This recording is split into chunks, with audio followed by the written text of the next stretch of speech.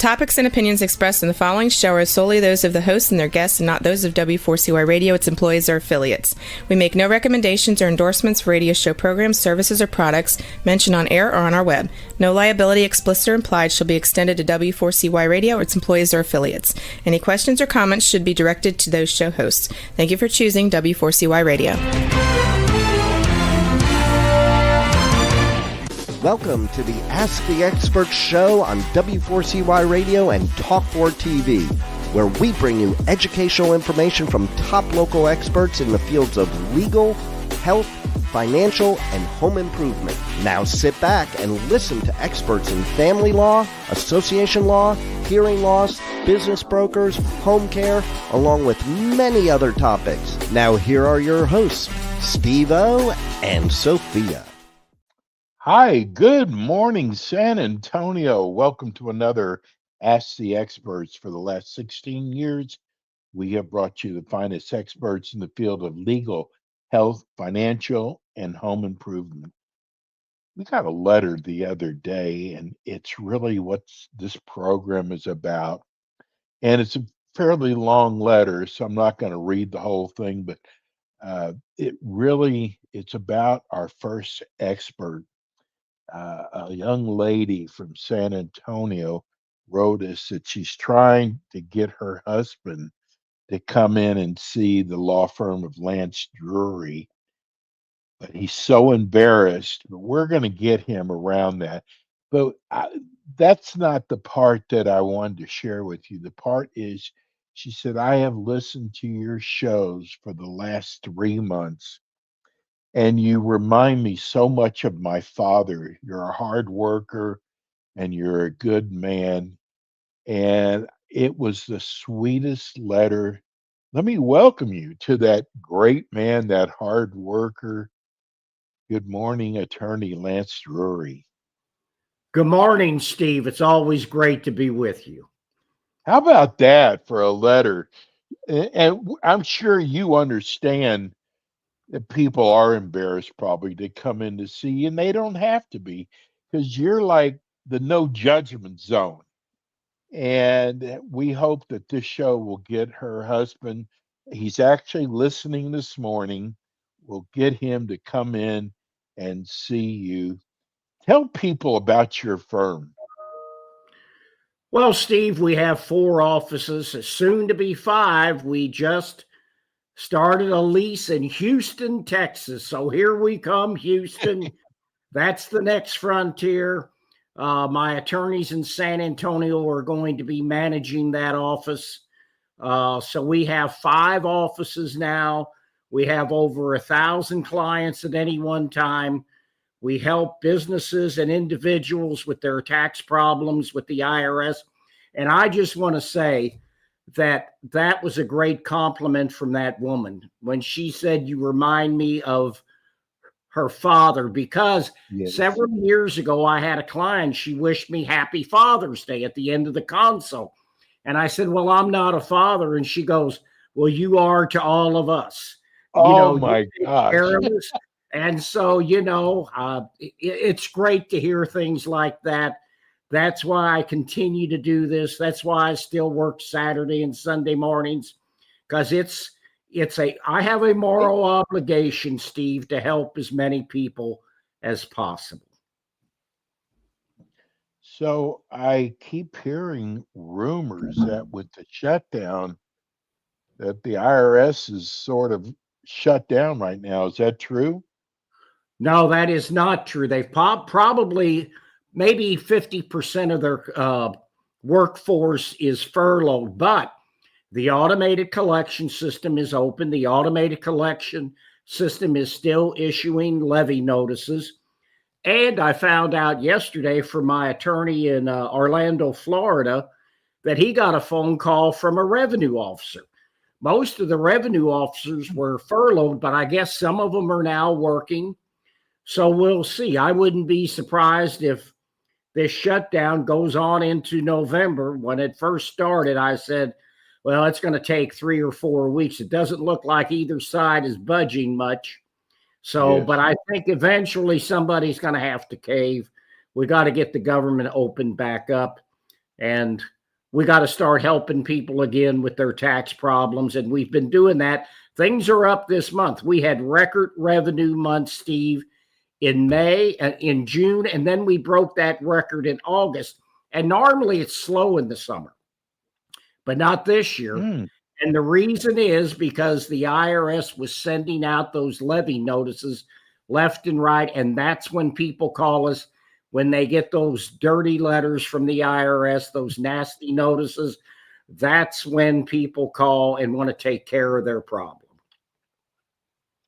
Lance, your show is so easy to do. And the reason why it's so easy is we get so many emails from listeners who have questions that I've got so many questions here. Here's Alamo Heights, Universal City, San Antonio, downtown San Antonio, some of the Kerrville. I mean, there's a lot. Here's San Marcos, Converse, Kirby.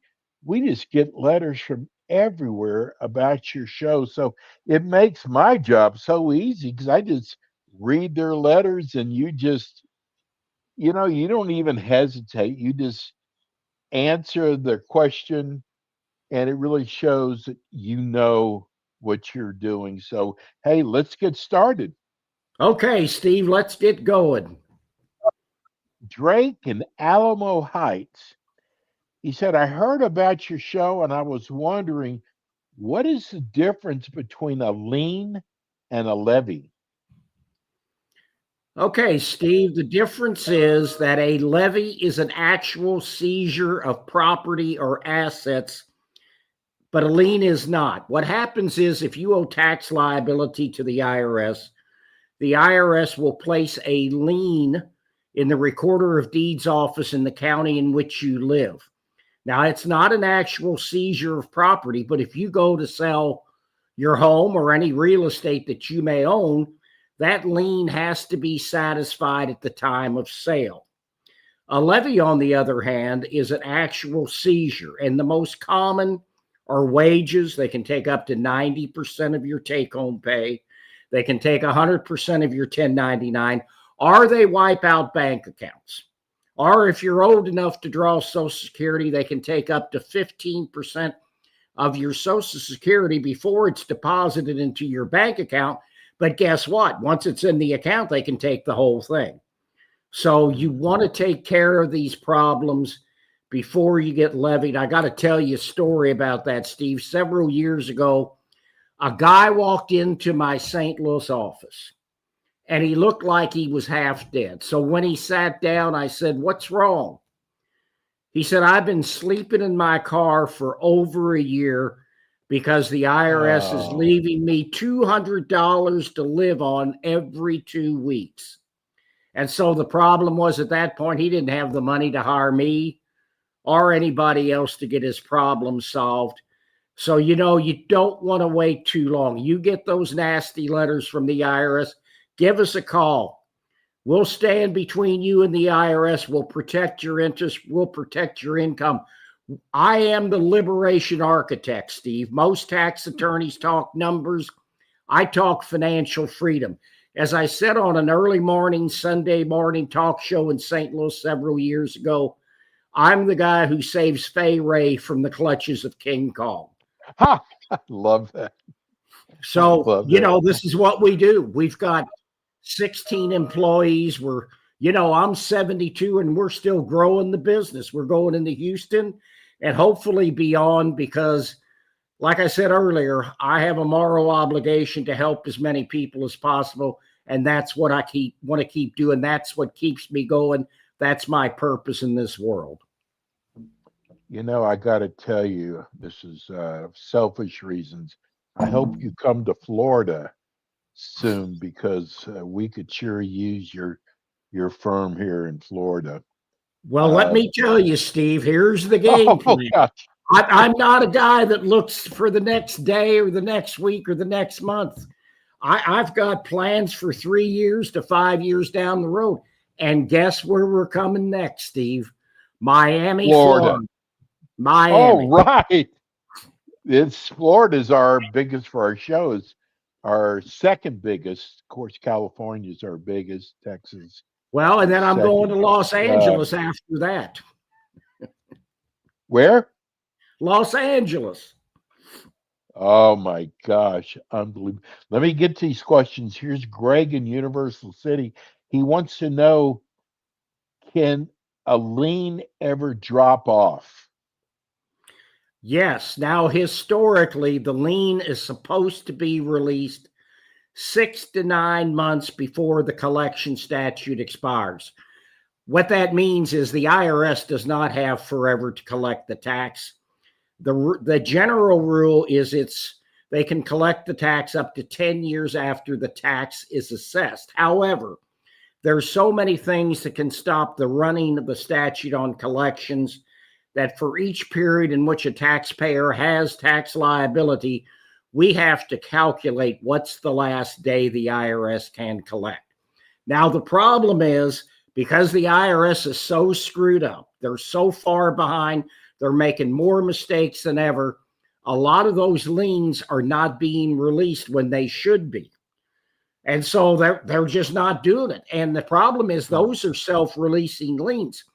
But don't tell the title companies that. The title companies are so scared of the IRS that their people are having to hire me to go in and to get a formal release from the IRS before the title companies will do anything concerning the sale of the property. So, people are going to have to hire us more and more to get those liens released when they should have automatically been released because the IRS is shorthanded. They don't have enough people working for them. They don't get funded properly. And of course, everybody likes that so that they don't come after them. But the flip side of that is when you do have a problem, there's no service. It takes forever to get the problem resolved just because they're so far behind. Mark in New Brunswick wants to know, do you go with your clients on audits? Absolutely. In fact, we don't want the clients at the audit. The problem is those audits can go criminal, and that's what you hire an attorney for. The attorney goes in your stead to take care of all these things. So we really don't like taking our clients to audits. We want our clients as far away as possible from the IRS. That's what you hired us for. And in fact, I have to tell you, since we're talking about San Antonio, I had a guy hire me down there, and my two attorneys rented a car and went to his ranch because he was being audited by the IRS 2 full days. They wanted to look at the premises. And this is going to happen to a lot of ranchers down there. What they're doing is his ranch for a number of years has been operating at a loss, where they're not going to allow him to take that as a loss. It's called a hobby loss. And once you have several years where that ranch is not making any money, they're no longer going to allow you to take those losses against your other income. So that's something that's really going to be big. In fact, we may put a billboard. We've never gone into the billboard business. I've been approached several times out of St. Louis to do that, but I've never done it. But we may put a sign up down there so that all those ranchers that are going to get audited know who to call to help them out. Yeah, exactly. Robert in Kerrville, I know where Kerrville is. He wants to know, what are red flags the IRS look for in your taxes? Well, I mean, if you haven't paid your taxes, that's what they're going to come after you for. Now, the other thing, and maybe he's talking about in terms of being audited, if you have business expenses, which seem to be extremely large, you're going to be automatically flagged for an audit. Or if you're not reporting all your income, you can be audited for that. So those are the types of things. Too many expenses, not reporting enough income. Those are the red flags for an audit. But, if you just have tax liability, you never know. They're a bureaucracy. I've seen people that haven't filed for 20 years and never got one notice from the IRS. And then I see people that get other notices right away. So you never know. There's no rhyme nor reason to everything that the IRS does. That's the main thing you have to understand. And right now, a layperson wouldn't know this. If you called them up, you wouldn't know if what they were telling you was correct or not. But we know Right. because this is all we do every single day. And those people in the automated collection system that you talk to, and you'll get a different person every time you call, they're not properly trained. They don't know what they're doing. I even had one of their supervisors admit to me, and this has been several years ago, that they weren't getting the proper training.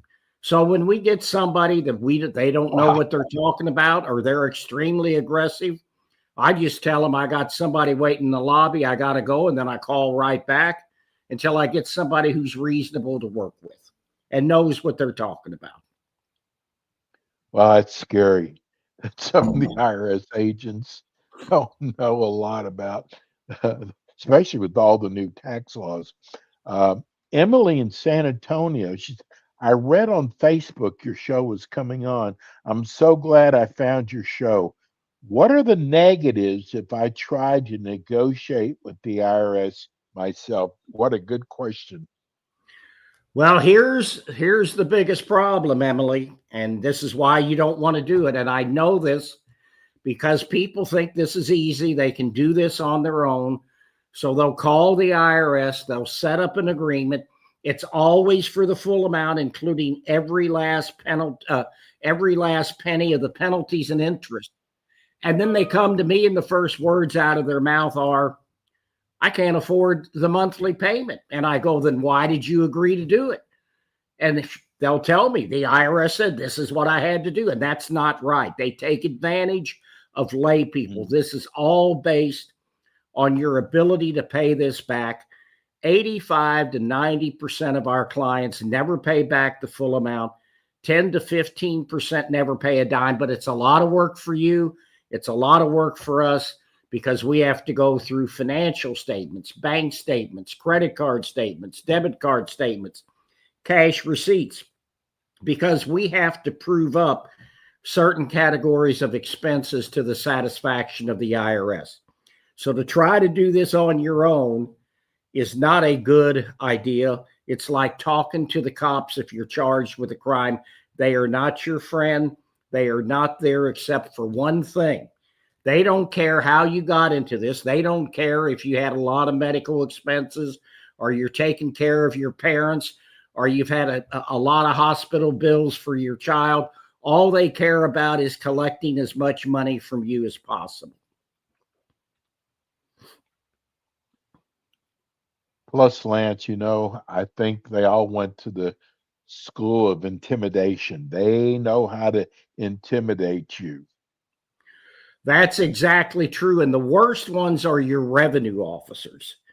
Those are the guys that are just going to wipe you out and take no prisoners. And what happens is when people have a revenue officer, they'll send what's called a summary of taxpayer contact to the taxpayer, and it's all kinds of financial information that they want.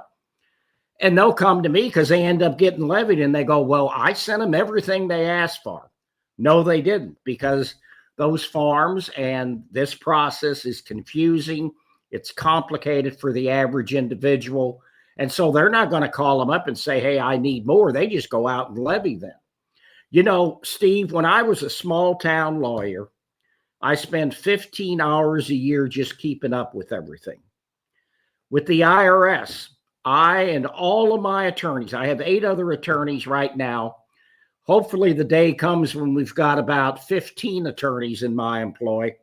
We spend a minimum of 50 to 100 hours a year or more just keeping up on this because they're a bureaucracy. Everything changes. First week of November, we have a 3-day webinar. We'll get more than 20 hours in of continuing legal education just from that one webinar. And so It's a lot of work. We know the ins and outs. We know how to navigate the IRS maze. Sometimes you have to go to this department to solve this problem. Then you got to jump to another department to solve the rest of the problem. So you've got to have a professional that does this and does this every single day. Steve, we're a 4.8 out of 5 in St. Louis on Google reviews. And in Nashville, we're a 4.9 out of 5 in Nashville, Tennessee for Google reviews. I've been featured in national publications. I've been quoted in Forbes magazine. You can tell by looking at me, Steve, I've been around the block once or twice. So, we're going to keep up the hard work on behalf of delinquent taxpayers. You know what, Lance? I guess I'm an old softy, but these people who haven't filed taxes, owe money to the IRS, are like a fish out of water. They know nothing about the workings of the IRS. And I think it's so sad that people think that they can handle it themselves. And I've learned from you that a lot of times when they talk to the IRS themselves, they get themselves in deeper trouble. You know all the laws. You know what to respond to them about. And it's so sad, these people who try to handle it themselves. Here's a question right here from David in Universal City. He said, should I file my taxes even if I can't afford to pay? Absolutely. And here's why. If you don't file on time, now, of course, if you file an extension, you're okay until October. But, if you don't file timely, there's a failure to file penalty. It's 5% a month for the first 5 months that you don't file, and then it maxes out at 25%. So if you've got a $10,000 tax liability, now it's already $12,500 before we even talk about the penalty for failure to pay and the interest.